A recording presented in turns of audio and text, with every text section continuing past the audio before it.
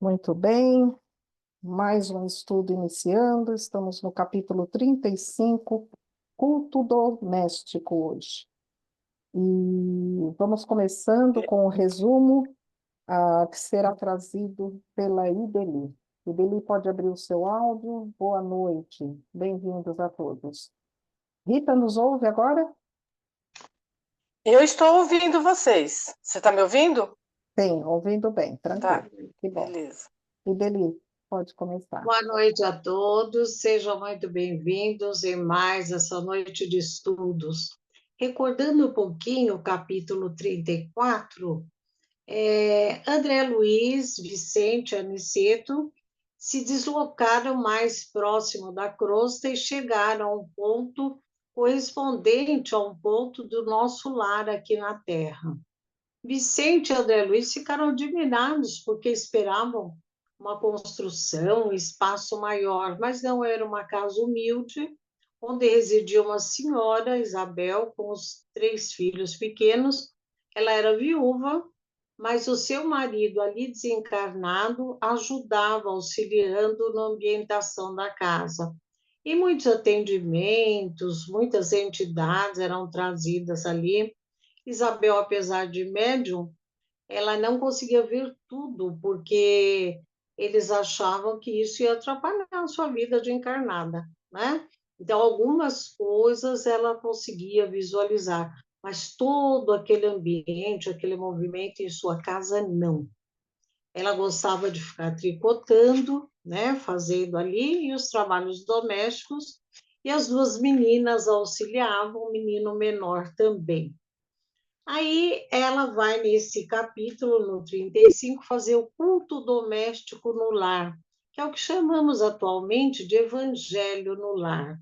Nós vamos ver que esse nome culto doméstico é porque muitas vezes as pessoas acham que evangelho no lar tem que ser feito com o evangelho segundo o Espiritismo, e não é isso, né? Então, a gente vai mostrar aqui um exemplo que deve ser feito numa casa toda semana, que é o culto doméstico no lar.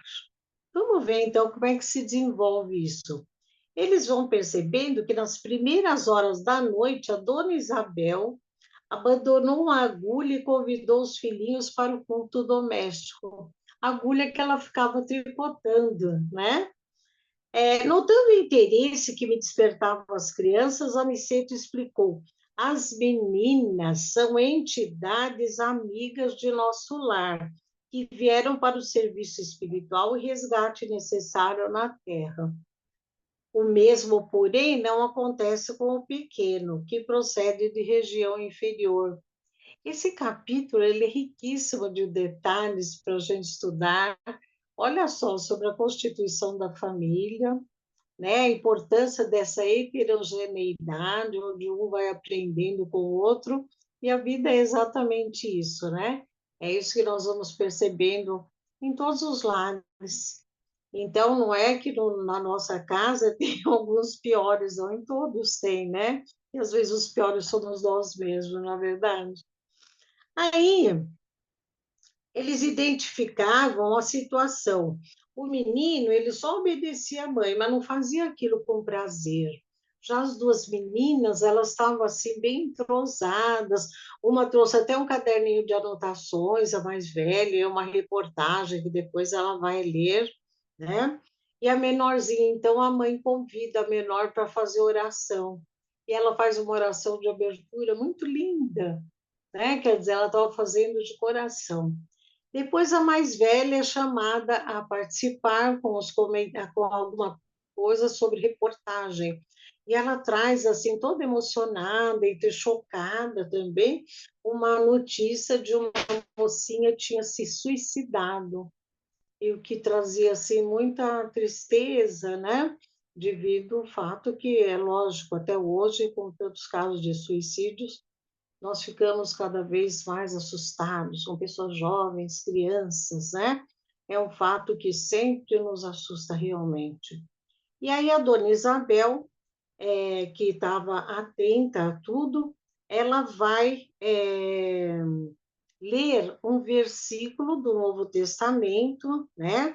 Lá do Evangelho de São Mateus, e ela fala da parábola que o reino dos céus é semelhante ao grão de mostarda, que o homem tomou e semeou no seu campo.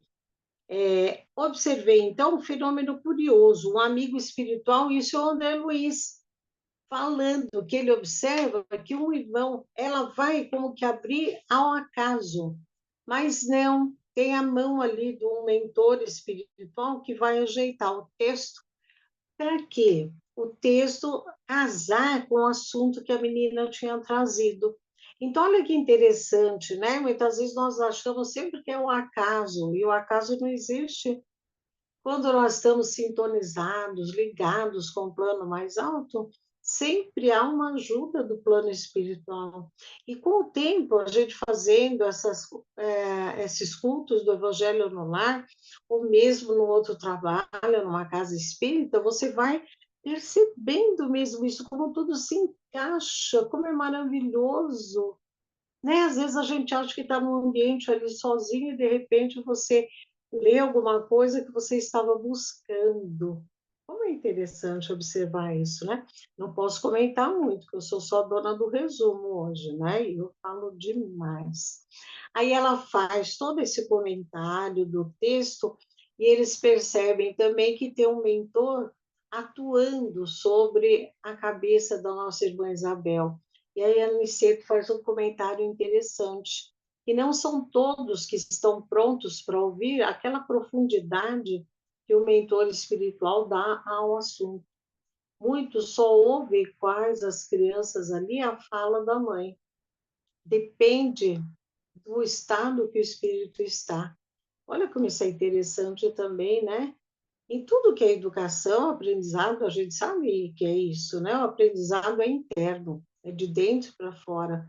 Cada um recebe o mesmo ensinamento, o mesmo texto, mas interpreta de acordo com a sua bagagem, bagagem espiritual, bagagem intelectual, não é mesmo? E aí ela explica muito ali sobre essa parábola e fala sobre essa jovem que estava com pensamento e tomou uma atitude irrefletida. Isso é muito interessante, né? Para a nossa evolução espiritual, muito importante a gente parar, ter o nosso pensamento reflexivo, sempre meditando o que é melhor, fazendo as escolhas. Quer dizer, esse texto aqui, esse capítulo, vai trazer muito sobre isso, né? Então, ela dá uma explicação ali sobre essa coisa da gente estar sempre compenetrado e que essa moça fala ali que ela se matou por amor. A Isabel também fala que o amor não leva a isso, as pessoas se enganam, as pessoas não sabem o que é o amor, confunde com paixão, com loucura, com querer chamar a atenção do outro, mas que esse ato jamais seria praticado por amor. Que amor nós temos que ter a vida, né? E aí eu vou deixar aí para os comentários para nós fazermos acerca dessa riqueza desse texto. E a Isabel termina o capítulo dizendo assim: procuremos agora conversar um pouco. Então, no capítulo 36, ela vai partir para essa conversa mais afetuosa com os filhos, e acho que vai trazer muito mais ensinamentos para nós. É isso? É isso que eu tinha a dizer.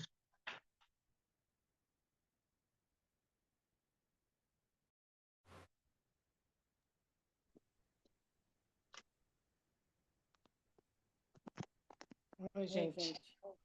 Desculpa, estou atrapalhando aqui com o meu computador. Quem vai comentar agora vai ser o... Olá, boa noite a todos. Eu esqueci de combinar o jogo com a Ideli, aí ela já fez a minha parte, tá bom? Ai, não, brincadeiras à parte. Muito bom o resumo, Ideli. O capítulo, quando a gente olha assim, parece ser muito singelo, né? Um culto do Evangelho no lar. Eu creio que todos nós que estamos agora aqui reunidos, creio que todos praticam esse culto doméstico, né? O evangelho no lar. Mas o que me chamou muito a atenção, minha gente, é o seguinte, pelo menos para mim, né? É o esmero com que foi feito esse evangelho no lar. E eu falo por mim, porque a gente acaba entrando, às vezes, numa correria, faz o evangelho no lar, sim. Mas, sabe, é aquela, abre o livro aí. Abre o livro, faz a oração, abre o livro, faz lá alguns comentários sobre o assunto que foi lido, faz uma vibraçãozinha final e tudo bem. Pelo menos eu estou falando o que vem acontecendo aqui com a gente. E isso me faz lembrar, no caso, minha mãe, quando eu era solteiro, minha mãe, não, o evangelho tem que ser mais comprido, tem que conversar mais, tem que, sabe, trazer mais informações. Depois, quando eu comecei a namorar na casa da minha, que seria a minha sogra, né? Nossa, eles esticavam o evangelho pra caramba. Então, desculpe, gente, o que me chamou a atenção de cara, né? Esse esmero. Então, a menina vai e aparece com um caderno de anotação e recorte de jornal. Nossa, olha que coisa, né? Então, ela já está se preparando para fazer o evangelho, né? E aí, ele comentou muito bem, nem todos gostam de participar daquele evangelho, alguns sentem prazer, outros já fazem por obrigação. Isso é natural nas nossas famílias. E muitas vezes nós mesmos fazemos até por obrigação. Nossa, hoje eu não estou muito como diz o ditado, na vibe de fazer um evangelho no lar hoje, né? Mas me chamou muito a atenção essa questão. E aí, tentar amarrar os temas do Evangelho com notícias comuns, porque às vezes nós só ficamos na prática da leitura do Evangelho e não tentamos trazer para o dia a dia a história com as notícias ou com as práticas que nós temos durante o dia para enriquecer esse Evangelho. E é muito importante nós fazermos tudo isso. O que também chama a atenção durante o Evangelho é a intervenção do plano espiritual. Então, nós vamos ver lá o Isidoro, que vai ajudar a esposa a abrir em determinado capítulo. E nós sabemos que isso acontece, né? Eu posso falar assim por experiência própria. Só para ilustrar rapidamente, eu dava o curso de Aprendizes do Evangelho, lá no Allan Kardec, e eu chegava antes para me preparar para fazer essa aula. Já havia me preparado antes, mas sempre chegava antes do horário para deixar tudo em ordem. E eu ia abordar um tema e era sobre sexo e relações entre casais e tudo mais. E tinha, na época, entre os alunos, um casal que estava com problemas sérios. E eu falei, meu, como é que eu vou abordar esse negócio aqui? Vai dar o que falar. Bom, terminei de preparar algumas coisas, eu desci, quem conhece o Allan Kardec, né, tem um salão ali de cima, mas para você usar a toalete, você desce a escada. Vou na toalete. E naquela época, perto da toalete, tinha um outro salão com uma biblioteca. Quando eu cheguei no salão e tinha a biblioteca, tinha um livro, acreditem, brilhando. Brilhando. Eu olhei aquele livro brilhando e falei, nossa, interessante, né? Fui lá com o dedo e puxei o livro. E era um livro do Emmanuel, Vida e Sexo. Opa, negócio interessante, né? Deixa eu abrir. Abri e pasmem, né? Caiu exatamente numa lição que me dava embasamento para poder conversar com o pessoal à noite. Então, essa intervenção de Isidoro, na abertura do Evangelho por acaso, como a Ideli falou, não existe o acaso, né? Os amigos estão junto conosco, participando o tempo todo disso aí, para que a gente possa ter um bom proveito, porque afinal de contas não somos só nós que estamos no Evangelho no Lar. Nós sabemos que nós dispomos o nosso lar a ser um ponto também de apoio para a espiritualidade maior, então eles encaminham para a nossa casa espíritos necessitados. E o interessante é que, como nós vimos no capítulo passado, criando barreiras vibratórias para que não é qualquer um que entre em nosso lar, né? Muito bem. A Bíblia fizeram a leitura, e aí a gente vê outra intervenção interessante, que é de um espírito também mais iluminado, o Fábio Aleto, fazendo uma interpretação do texto, uma interpretação espiritual pela boca de Isabel. Então ela estava sendo inspirada a falar. E o mais interessante, então aqueles que estavam no mesmo nível dessa entidade, o Fábio Aleto, eles recebiam diretamente o pensamento desse espírito, né? Sem filtro praticamente. Já aqueles que não estavam nesta condição passaram a ouvir o que Isabel, filtrando o pensamento do Fábio Aleto, filtrando, transmitiu. Então, olha quantos filtros tem nessa brincadeira, né? Porque uma entidade pegou o assunto, desenvolveu, passou.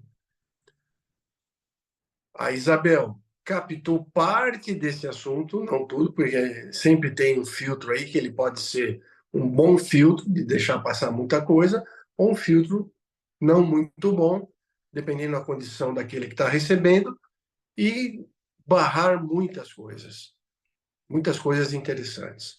Por isso que a gente tem que procurar sempre estar aberto quando nós vamos fazer algum comentário, quando nós vamos fazer uma leitura e passar para alguém, temos que ter essa nossa antena bem aberta para a gente poder captar a mensagem na sua forma mais fidedigna, para poder passar para frente. E aí a Isabel passa, e aqueles que estão ouvindo pela voz dela também tem um filtro, né, que é o filtro de ouvir e processar essa informação. Mas o interessante é essa intervenção. Outra coisa que me chama a atenção no Evangelho é da lição das coisas mínimas, né? Então, novamente, ele colocou ali muito rapidamente, nós vivemos nesse mundo atribulado, onde nós corremos atrás de um monte de coisas. E não paramos para pensar, muitas vezes, naquilo que nós estamos fazendo. Ora, eu estou fazendo uma coisa simples aqui, mas será que eu posso fazer ela bem feita? Ou eu posso fazer uma gambiarra, como a gente costuma dizer, né? Como diz os italianos, fazer a las capotias, né? É o termo que se usa. A gente faz e depois passa e a gente fala, nossa, eu podia ter feito melhor. Era uma coisa tão pequena, mas eu podia ter feito melhor. E o exemplo que ele dá é magnífico, né? Ele fala que o oceano é formado por gotas. Então, mas o que eu vou fazer é uma gota no oceano. Mas o oceano é formado por gotas. Então, nós temos que dar a nossa parte. E o que é difícil, diga-se de passagem. Essa vida nossa louca que a gente leva, a gente acaba não dando importância às coisas mais corriqueiras. E aí queremos fazer grandes coisas. Só que a gente não faz, só quer fazer. Vou fazer isso, vou fazer aquilo, mas não começa. A gente sabe que para fazer uma casa, você tem que assentar o primeiro tijolo, o segundo tijolo, o terceiro tijolo e assim por diante, né? Para que a casa esteja efetivamente completa, firme.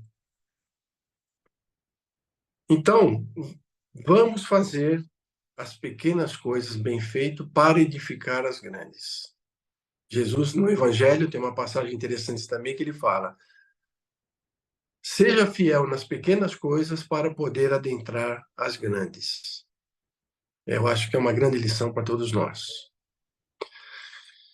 E, por fim, também o que me chamou a atenção é que no assunto que foi explanado na leitura esqueci até o nome da menina agora, que ela leva o recorte de jornal no caso do suicídio. E aí o mentor aqui fala o seguinte, que nós não podemos julgar. É muito comum nós queremos, a partir de qualquer coisa, sair julgando, né? Principalmente hoje em dia, com essa, eu sempre costumo falar, essa dicotomia, essa divisão que existe na nossa sociedade, a gente está julgando a todo instante. A cada momento nós estamos julgando alguém. Porque não pensa como nós. E o fato de não pensar como nós já saímos atirando, né? Fazendo o julgamento. E como que a gente pode viver sem julgar nessa vida? É um pouco difícil, né? Aí eu fui procurar saber o seguinte, mas, cara, eu tenho que julgar. Mas existe uma palavra diferente de julgar, que chama-se discernir.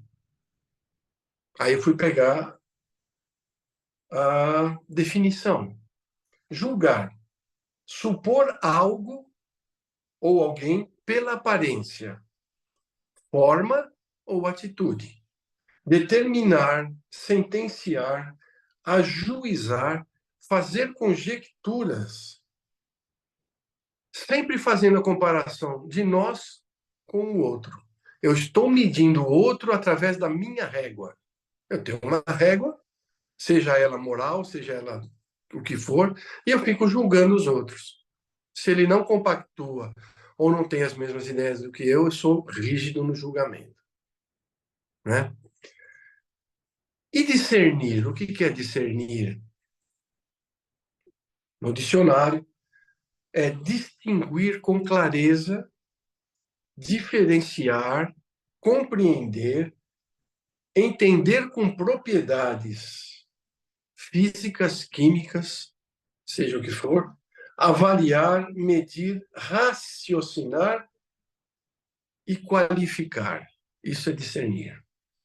Você usar de um processo técnico, independente do que você pensa ou não. Essa é a forma de você discernir algo. E Emmanuel, no livro O Consolador, ele diz o seguinte: entre julgar e discernir, há sempre uma grande distância. O ato de julgar para especificar consequências pertence a Deus. Porém, o direito de análise ou de discernir está instituído para todos os espíritos encarnados e desencarnados, de modo que, discernindo o bem e o mal, o erro e a verdade, possam as criaturas traçar diretrizes para seu melhor caminho para Deus.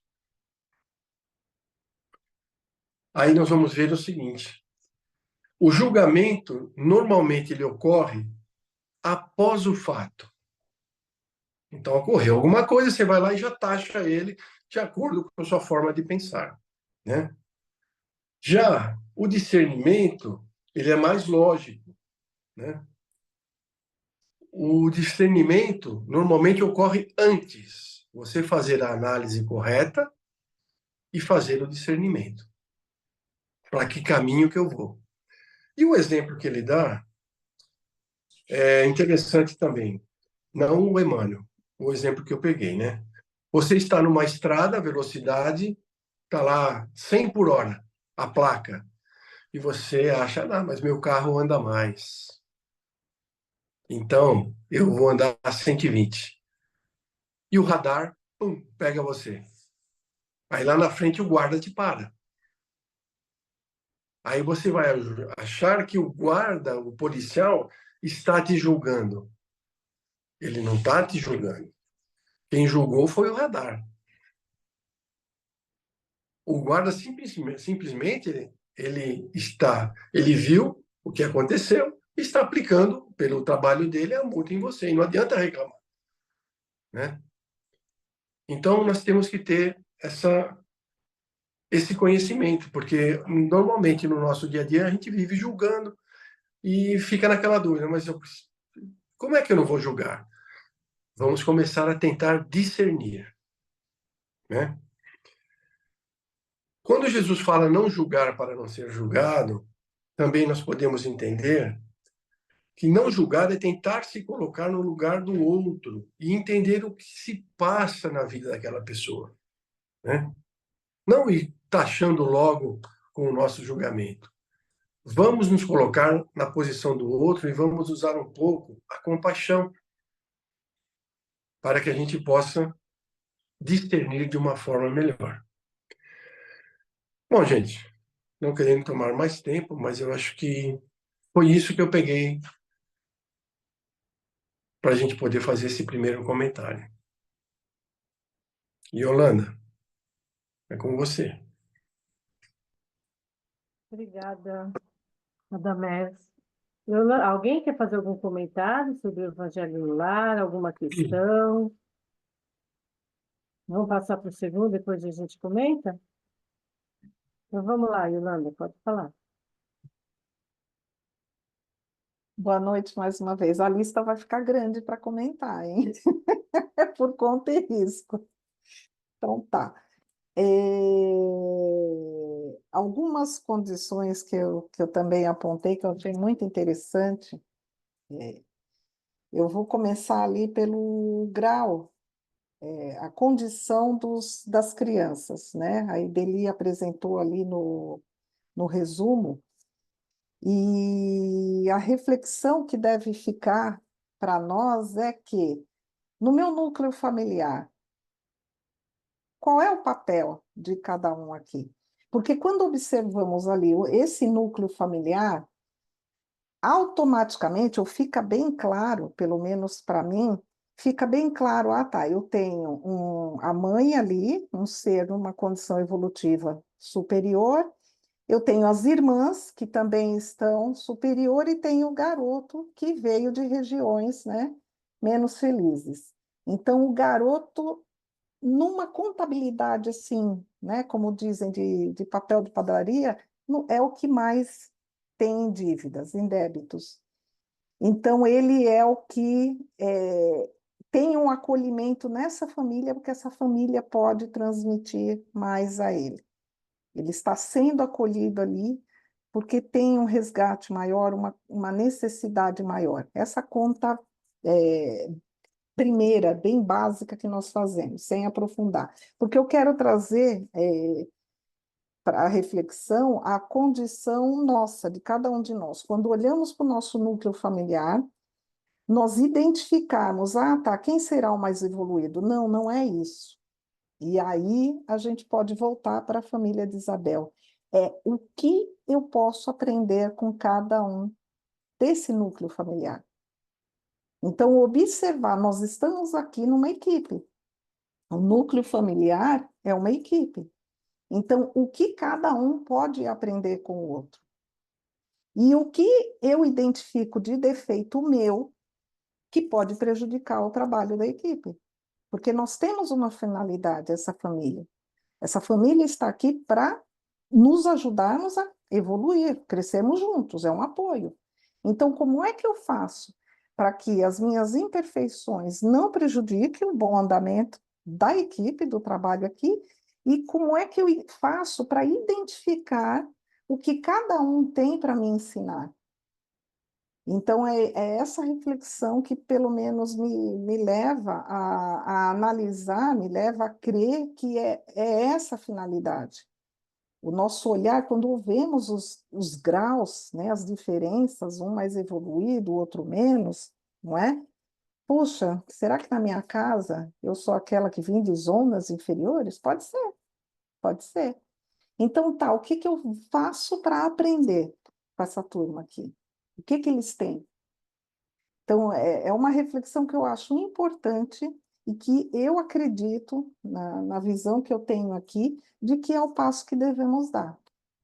Já que o menor núcleo que nós temos social é a família, esse é aquele onde nós estamos sendo exigidos ali nos nossos maiores resgates ou expiações, enfim, o que nós podemos aproveitar de melhor. E aí a gente volta para a família da Isabel e já observa, né? Disciplina, né? Uma condição ali de serenidade, uma ordem, autoridade. Então, Isabel tem autoridade. As irmãzinhas ali, uma de 9, a outra mais velha, de 16 isso, uma de 9 a outra de 16. Elas já têm uma condição ali, um preparo que pode, e eu acredito, serve de exemplo para os demais. Então, é essa reflexão com essa primeira informação no início desse capítulo, que me chamou a atenção. O segundo ponto é quando fala, aí já vem Joaninha ali, passando, né, por um. Aqui não fala desequilíbrio, né? Ela ficou ali sensibilizada, ela ficou trêmula. Então, tem a palavra trêmula ali, mas sensibilizada. Aquilo tocou profundamente o coração dela. E mais à frente até fala de como ela ficou ainda tocada, né? Que isso moveu. Eu vou procurar a palavra aqui, mas já já eu encontro. Aí, quando a gente olha para a Joaninha, que é a mais velha, aquela que preparou o material, ou seja, ela já tem uma disciplina ali no estudo, as informações aqui do livro, desse capítulo, fala que ela tem já uma sensibilidade, né? Porque ela tem ali uma condição de doçura e afabilidade. Então, eu fico me perguntando, 2 pontos aqui. Ela se tocou porque se compadeceu, teve ali de compaixão com a dor dessa moça na notícia? E essa informação, eu não vou dar spoiler do filme, mas guardem aí essa informação para analisar a condição de como foi trazida ali no filme. Mas fica uma reflexão, se isso é um ato, porque ela se compadeceu, tocou profundamente porque ela sentiu essa dor, ou porque ela já tem ali algo guardado no seu histórico e aquilo soou. Ah, mas isso pode ser também para facilitar essa compaixão? Pode, porque toda vez que eu passo por uma dor e eu vejo alguém passando por essa dor, eu sei o que é aquilo. Então, a compaixão me toca mais rapidamente. Mas isso não quer dizer que todos que sentem compaixão, que se apiedam de uma situação, passou pela situação. As pessoas que têm essa sensibilidade, né, esse sentimento de fraternidade mais elevado, que é o que Jesus tanto nos pede, ela consegue ter essa condição de compaixão, de eu não ter precisado passar pela dor, mas eu estou sentindo aquilo porque eu estou olhando para aquele irmão, eu estou olhando para aquela condição e me compadeço. Então, essa é o segundo ponto ali com a Joaninha. E aí, nessa história, fala de que o amor não promove, não provoca morte. Isso é uma premissa que deve ser básica na nossa vida. Se houve algo infeliz, né, de algo que traz muita tristeza, isso não é amor. E o quanto é importante estarmos orientando, né, principalmente os jovens, porque adolescente e jovem tem uma expressão muito fácil de amar todo mundo. Amam facilmente seus amigos, seus colegas, os professores, outras pessoas que eles não têm tanta intimidade, mas é um eu te amo que sai muito fácil. Eu amo você que sai muito fácil. É um exercício. Mas o amor verdadeiro, ele é algo mais maduro, mais profundo. E amor verdadeiro, ele promove vida, ele promove alegria, bem-estar. Então, quando ouvirmos, né, principalmente alguns noticiários que falam um ato infeliz por amor, não, não foi por amor. E aí nós vamos dando o nome certo para o sentimento que está ali. Pode ter sido egoísmo, pode ter sido a paixão mesmo, desenfreada, pode ter sido até uma ira, uma raiva. Ah, mas porque amou um dia? Não.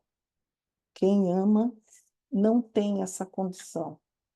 É porque é difícil para nós entendermos que nós ainda não amamos com o verdadeiro amor.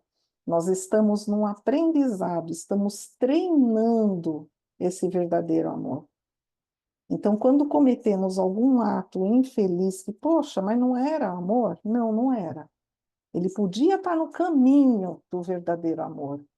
Mas olha a pitada de egoísmo, olha a pitada de vaidade, a pitada de poder, não é? Então, observar o que é esse verdadeiro amor.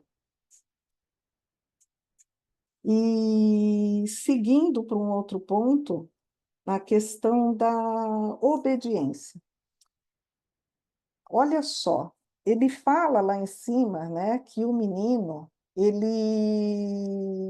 não tinha aquela substância luminosa e ele obedecia sem alegria. Obediência, obediência está ali para uma virtude, mas é porque não pode ser essa obediência sem alegria, porque obedecer faz bem para nós, mas não é essa obediência que é por fraqueza, sabe, preguiça? Aí eu vou obedecer porque eu não quero nem raciocinar, eu vou fazer como está pedindo, como está mandando, porque eu não vou gastar energia. Deixa eu já fazer, já resolver. Então, obedece. A gente pode obedecer por medo, não é? Eu obedeço, cumprir algumas regras da sociedade para eu não ser punida. Eu obedeço porque eu tenho medo do outro, que é mais forte. Então, eu estou ali numa vigilância, por medo. Mas aqui ele fala de uma obediência que é para alcançar a humildade. A gente só alcança a humildade, que é compreender que há algo maior, existe algo maior do que eu, algo que é mais poderoso, que é mais inteligente do que eu só alcanço esse entendimento, essa humildade, porque eu tenho essa obediência, estou praticando essa obediência. Então, eu cumpro as regras com entendimento, porque está claro para mim que tem uma autoridade ali. E se eu quero crescer, aquela autoridade é a minha referência, eu obedeço, porque eu quero tirar dela o ensinamento. Então, eu vou fazer dessa forma até alcançar um nível de autoridade. Isabel, seus filhos, Jesus, que Jesus nos alertou que chegaremos ali a fazer as mesmas coisas que ele, mas vai levar tempo. Precisa passar por esse processo de obediência, principalmente de humildade. Tem uma graduação aí, tem etapas a serem cumpridas, mas chegaremos lá. Não tenhamos dúvida disso. Não é fácil, mas ocorrerá. Não vai ser rápido, mas vai ocorrer. Então, esse é um ponto bastante que eu entendo como importante aqui. E para o final, no capítulo, termina ali a última frase. Isabel encerra tudo, contempla maternalmente os filhos e diz: procuremos agora conversar um pouco. Conversar, mas ela não detém a maior autoridade ali? O que mais precisa ser conversado? Exatamente o papel de uma mãe, educadora, ou de alguém que tem uma autoridade, e essa autoridade é uma autoridade com carinho, com respeito, com atenção, porque deseja educar, ela vai permitir esse espaço para observar as impressões dos demais. O conversar, e aí a gente pode, né, já dar o início para o primeiro toque, primeiro ponto que o Radamés trouxe, a questão do esmero no Evangelho que ele nos trouxe, dizer assim como é importante verbalizarmos as nossas reflexões no Evangelho no lar. Como é importante estarmos ali, mas será que eu compreendi mesmo? Ah, eu compreendi, então eu não preciso. Expresse, coloque ali, olha, eu também entendi dessa forma. E tentar tirar de um exemplo do nosso dia a dia, um exemplo referente àquele tema que foi lido. Algo recente, algo antigo, algo de fora do grupo. Então, é um exercício que acredito ficou muito claro, necessário para nós, mais uma vez, como colocou nesse capítulo. E aí, claro, nós vamos destrinchar e compreender no próximo capítulo o efeito dessa abertura que ela dá para conversar, mas eu estou trazendo para a nossa realidade. Quando o Radamés comentou ali, né, sua mãe, sua sogra, seu sogro, estarem ali forçando, alongar o evangelho. Para aqueles que não têm ainda compreensão, têm uma dificuldade ainda de entender a importância disso, vai pesar, vai ser muito difícil. Mas é importante o nosso esforço. Ah, mas vou precisar fazer o quê? 1 hora e meia? Não, não é nada disso que está sendo dito. Está sendo se alongar para trazer essa oportunidade de conversa. Importante manter esse ambiente de conversa. Hoje, tão mais necessário do que antes. Hoje, isso está sendo tão mais necessário do que na época dos nossos pais, da sogra, da mãe do Radamés, que ele trouxe o exemplo aí. Por quê? Estamos deixando de conversar. Estamos deixando de olhar no olho, principalmente desses que estão no nosso lar, na nossa casa, debaixo do mesmo teto, estamos deixando de conversar algo ali mais rico, mais profundo. Então, aproveitemos a oportunidade que o Evangelho nos traz.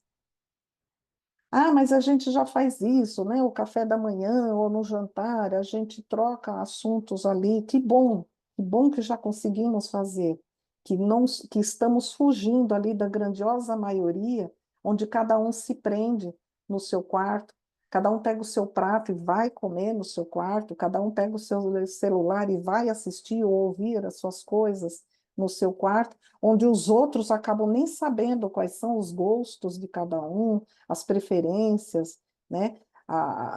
Não está acompanhando mais a vida um do outro. Que bom que já estamos fora dessa grandiosa maioria que está dessa forma. Mas que nós, aqui espíritas, possamos observar a quanto anda o nosso evangelho no lar. Será que não podemos dar um empurrãozinho aí nessa condição de esticar um pouco essa conversa, de fazer esse exercício? É, Depois que a gente aprende um pouquinho com o André Luiz, quando ele fala da importância, né, daquilo que nós conquistamos com o pensamento contínuo, que já falamos sobre isso aqui, depois que a gente tem essa clareza, a gente consegue perceber o valor dessa, dessa conversa, estarmos ali praticando, exercitando esse, essa habilidade nossa. Não percamos a oportunidade. É isso. Obrigada. E vamos lá. Obrigada, Yolanda. Alguém tem algum comentário para fazer? Quer colocar alguma coisa? Ah, eu tenho muitos. Esse capítulo é muito rico. A primeira, essa substância luminosa. Você falou, Yolanda, de amor, né? Pessoa que realmente ama não comete atos, né? É, essas meninas e a Isabel já têm essa substância luminosa. Essa substância luminosa não seria o exercício do amor que elas já conquistaram, diferente do menino? Né? Então, conforme a gente vai conhecendo, entendendo o que é o amor realmente, que a gente está começando a entender o que é, né? Vai se iluminando, como no caso dessa família, né? Estou errada ou é correto isso? Outra coisa que me chamou a atenção é a reportagem que foi lida durante o Evangelho no Lar. Nós temos condições de fazer esse tipo de leitura no Evangelho no Lar, não é? Porque aqui mesmo fala, repórter gravara a cena com características muito fortes. E isso acontece realmente. Se você liga a televisão, eles fazem um teatro em cima de uma notícia, né? Isso significa dando a mesma notícia o dia inteiro. E na hora do evangelho, a gente está preparado para isso? A gente vai ter, que nem o Radamés falou, não julgar? Nós vamos ter condições de não julgar a situação? No lado da Isabel, a Isabel, ela se aproveita dessas situações para ensinar os filhos. Que é o que a Yolanda falou, dialogar e ensinar, né? Olha, né? O amor não é isso, né? E aí? A gente tem condições disso? Para a gente refletir um pouquinho, né? E outra coisa que eu vi aqui, peraí,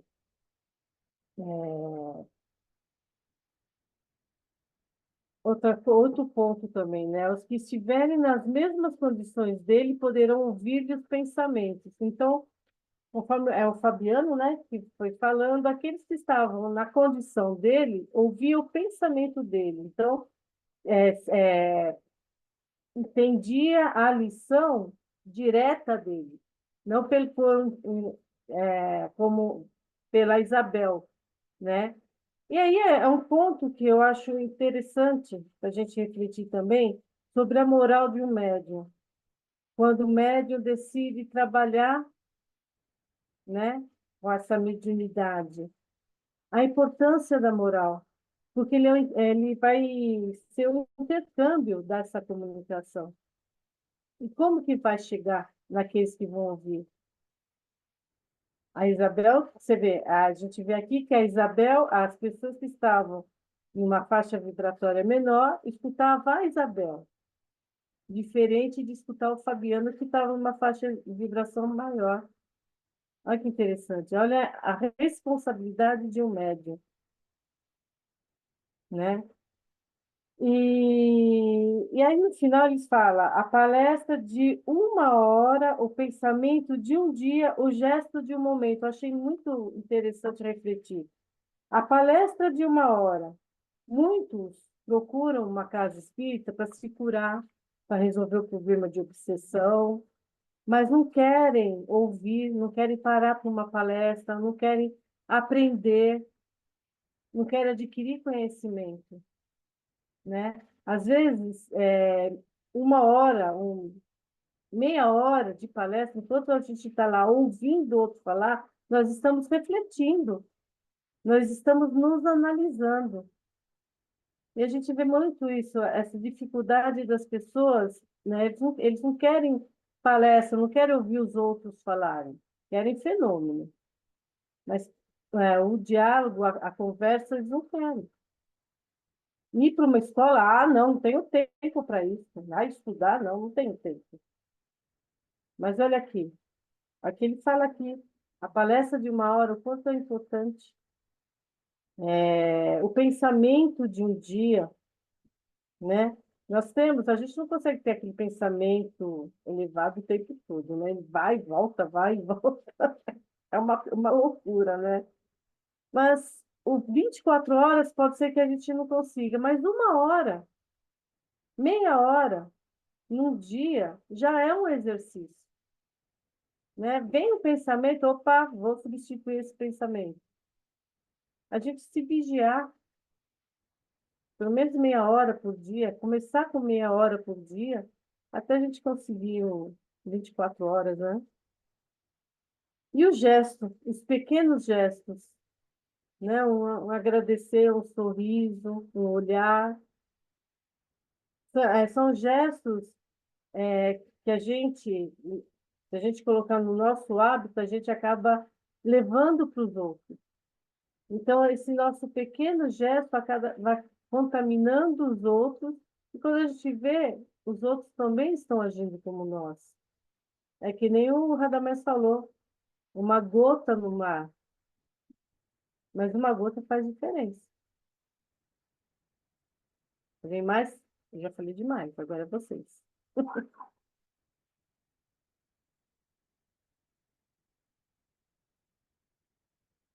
Ninguém tem mais nenhuma colocação para colocar?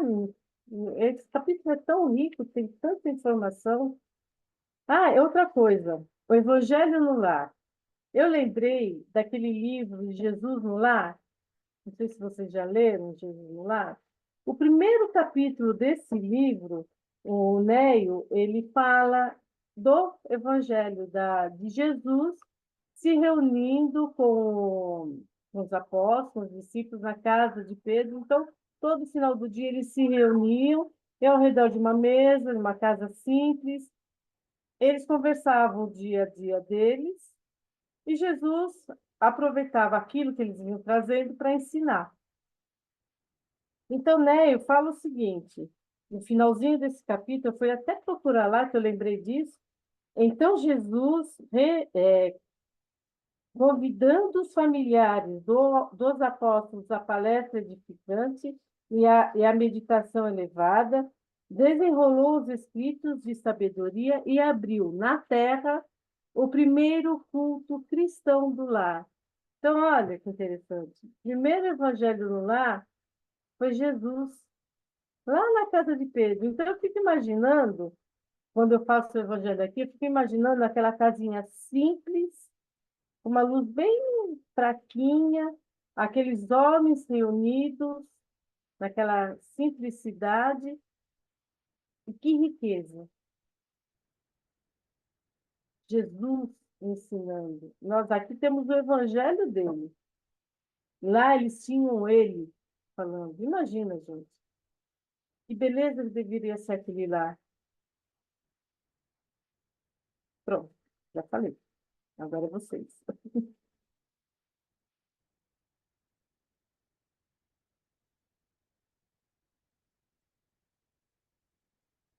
Nada? Ninguém tem nada? Fala, Yolanda. Vamos tentar, vamos tentar. Eu fiquei, quando você falou da substância luminosa, a gente lembra que isso também é de acordo com o grau evolutivo, né? Então, a gente lembra da queda de Saulo com a luz de Jesus. E olha que Jesus nem estava em todo o seu, né, na sua potência ali. E a gente compreende que há níveis, mas aqui fica fácil identificar, né? Então tá, as meninas já detinham isso, o garoto ainda não, ainda estava apagadinho. E aí me lembrou um capítulo que nós já estudamos, no caso das orações, né? Que nós falamos sobre isso, que nós temos ainda faíscas, né? Faíscas que são emitidas de nós, quer dizer, que tomemos as rédeas aí, que busquemos trazer a nossa luz, né? Trazer a nossa luz para emanar, vamos fazer brilhar. Então é importante a gente observar. E sim, acredito que já é o caminho do amor, com certeza. Você vê ali a Joninha, né? Já com uma doçura, já com uma. Isso é um caminho de amor. A própria Isabel, com certeza, já tem um exercício de amor ali, é um caminho.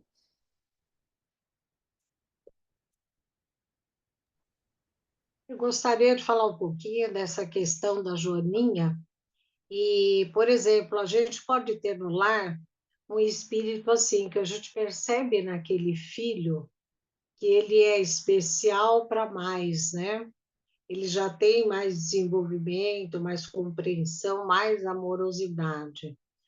Mas uma mãe sensível como Isabel, ela deve ter percebido a Joaninha se encantar tanto, ficar tão trêmula com essa notícia do suicídio, alguma coisa que abala essa menina espiritualmente lá nas suas reminiscências.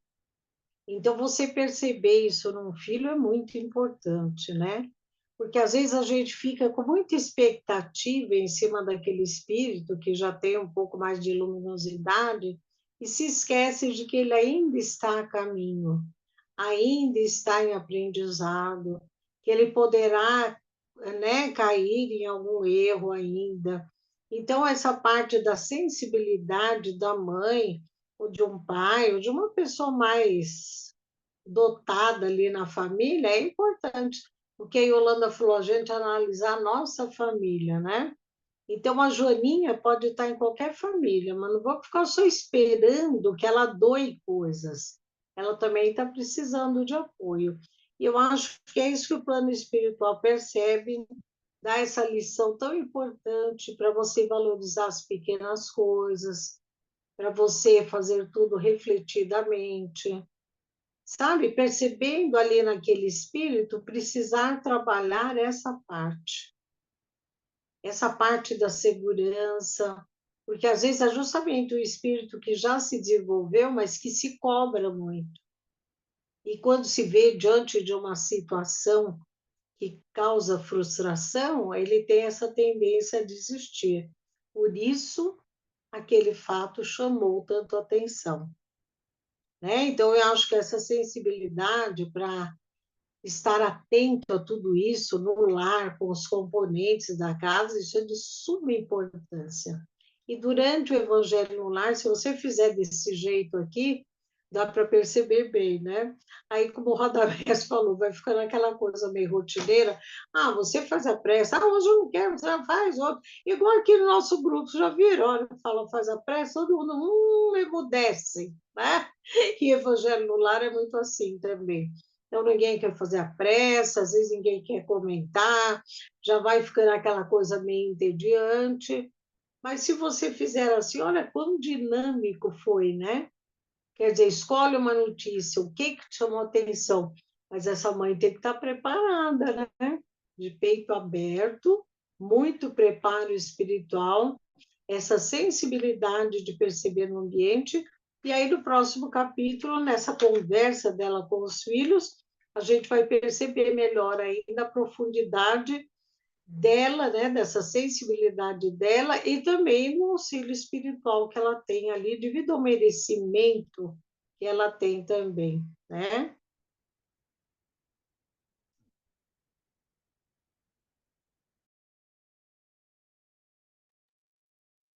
Olha como é importante, né? Entrando aí na questão da intervenção. Então, você vê a postura de uma mãe que já traz uma confiança, uma segurança, uma autoridade para aquele núcleo, e por ela agir assim, né, assumindo a responsabilidade, assumindo a educação desses que estão aqui próximo de mim, ela é fortalecida. Então, vem toda uma espiritualidade que detectou, olha, ali tem um trabalho digno, ali tem um esforço para fazer melhor, um esforço para auxiliar, para servir. Então, a espiritualidade, ela chega. Vamos lembrar o capítulo anterior que falou da reunião ali e a quantidade de espíritos, né, evoluídos ou em níveis mais elevados, fazendo reunião no ambiente ali da sala no nível espiritual. Por quê? Porque atraiu a rotina deles, a postura, a ação no dia a dia, né? Foi digna a ponto de, olha, pode confiar que aqui tem espaço, se permite aqui, tem uma responsabilidade, então a espiritualidade chega. E aí a coisa encaixa, né? Porque a ponto de se permitir, a Rita chamou a atenção disso. Essa notícia já é pesada para a época. Hoje, a coisa é no dia a dia, você não precisa ir lá buscar. A coisa simplesmente brota na nossa frente. Se não estivermos vigilantes com o que está se passando, né? Nos vídeos, nas nossas casas, ou até no nosso aparelhinho, não é? Que se não estivermos ali vigilantes, policiando, as coisas virão de forma bem desagradável. Isso é vigilância. Mas o que traz aqui, olha, vamos falar a respeito. Aí tem, né, uma observação ali, complementando aquilo que o Radamés bem explicou, a questão do discernimento, mas é um discernimento aquele, né, que vai trazer, olha, que qualidade tem isso para a minha vida? Por que consegue observar qual a qualidade daquilo? Porque o alerta foi dado, não ao exame do ato, mas ao ensinamento do fato. Então, nós não vamos ficar aqui destrinchando o ato, como ocorre hoje, de ficar trazendo detalhes e aprofundando detalhes das notícias menos felizes, quando, na verdade, devemos observar aquele fato e tirar qual é o ensinamento para nós. Lembrando a orientação, vamos orar por eles. Vamos orar por esses espíritos, por esses irmãos que estão passando por essa dificuldade, que estão passando por essa turbulência. E aí aproveitarmos para tirar ensinamento desse fato, como é importante. Então, eu imagino, e aí, dentro do que a Ideli falou, complementando, né, que a Rita trouxe a pergunta para nós, estamos preparados para isso? Com um comentário da Ideli, o nosso preparo, né, garante esse tipo de conversa no nosso núcleo familiar, é o nosso preparo, é o nosso esforço. Se não nos sentirmos confiantes, já sabemos, não temos condição de fazer disso ainda. Então, olhemos aqui em casa, por exemplo, nunca abri uma notícia, mas eu busco dessa lição o que aconteceu que é semelhante. Olha, nós fizemos igual aqui nessa situação, se recorda aquele fato que ocorreu, se não é bem isso, agir dessa forma, agimos assim. Então, nós vamos tirando das nossas experiências. Mas, lembrando, né? Casos de crianças, os nossos filhos vão se deparar com essas notícias. Então, de repente, é importante a gente se preparar, porque é necessário acolhê-los, porque a informação chegará. A informação chegará. Então, não podemos fugir, é aprender a olhar o fato e não o ato em si ficar destrinchando ele, né? Um exemplo aqui, quando é lida essa notícia e a Isabel começa a explicar para os filhos, né, pela inspiração, que aquilo não era amor e tal, a gente vê que essa compreensão que ela leva para as crianças, ela aproveita a situação para ensinar algo para as crianças. E essa compreensão dela, esse carinho com que ela fala de pedir para não ter julgamento, ela está auxiliando esses espíritos envolvidos, né? Porque aí o que ela está fazendo? Elevando o pensamento de todos, e esse pensamento vai ser levado a esses que estão envolvidos, a essa menina que cometeu suicídio, né? Então, olha, é interessante o comentar, mas com amor, porque aí a gente auxilia, né? Agora, se comentar só para contar os detalhes, como foi, ou tentar. A gente faz uma novela, né? A gente cria um filme. Como deve ter sido a situação? Não vai auxiliar. Então é melhor não ver, não comentar, deixa para lá, vamos passar adiante, né? Mas alguém tem algum outro comentário? Só eu, a Yolanda? Fala, pô. Ninguém mais? Tem algo aí, Radamés? Deli.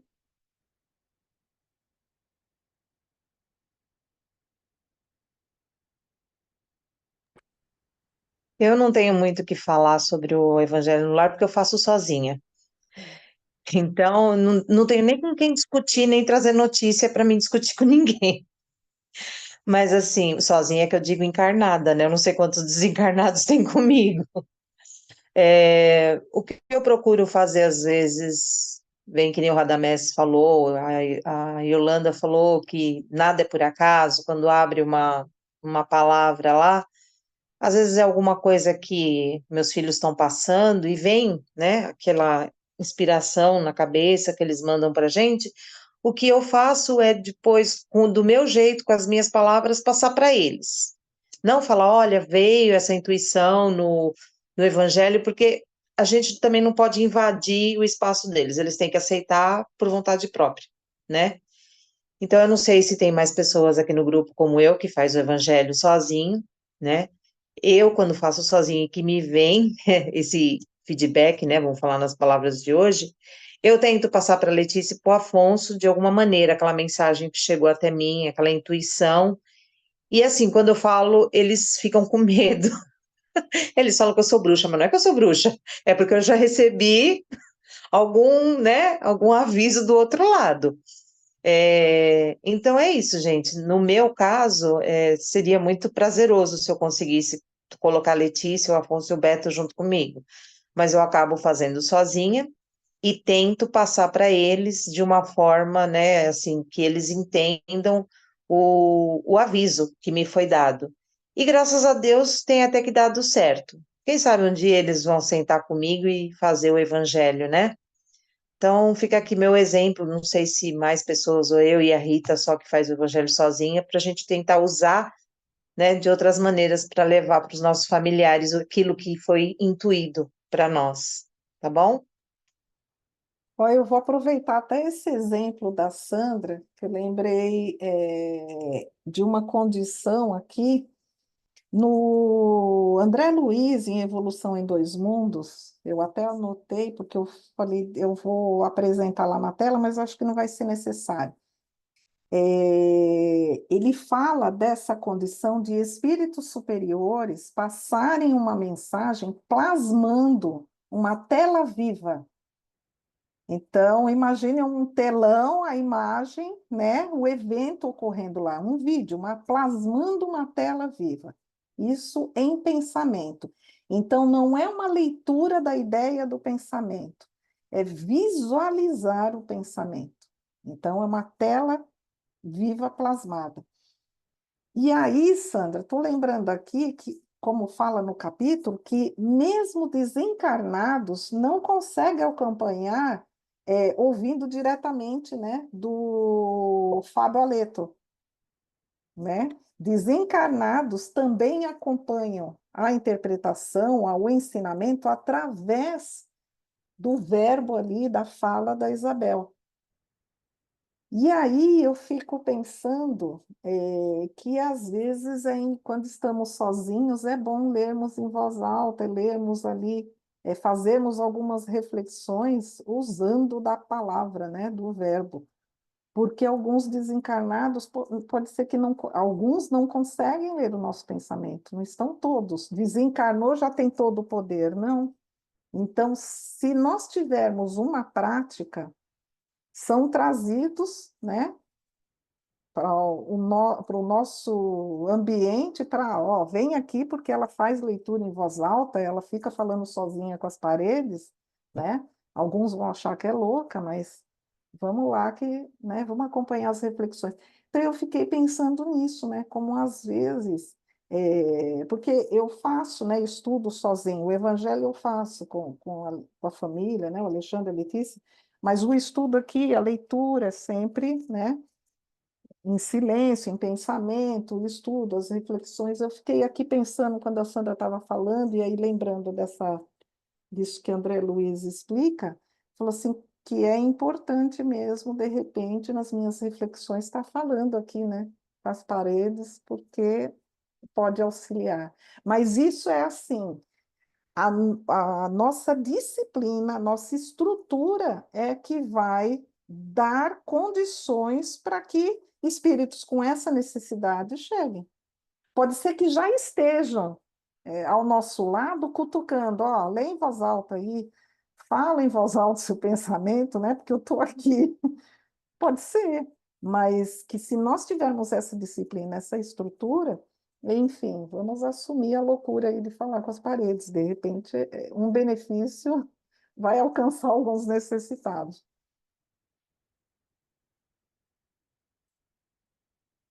Lembrei da cachorrinha da Marie, ela estuda com a Marie.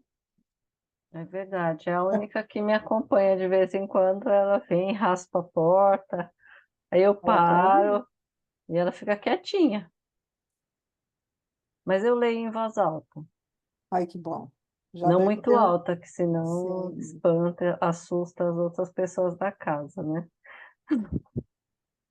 Mas olha aí, tá vendo? Já está ajudando alguns amigos aí com essa necessidade.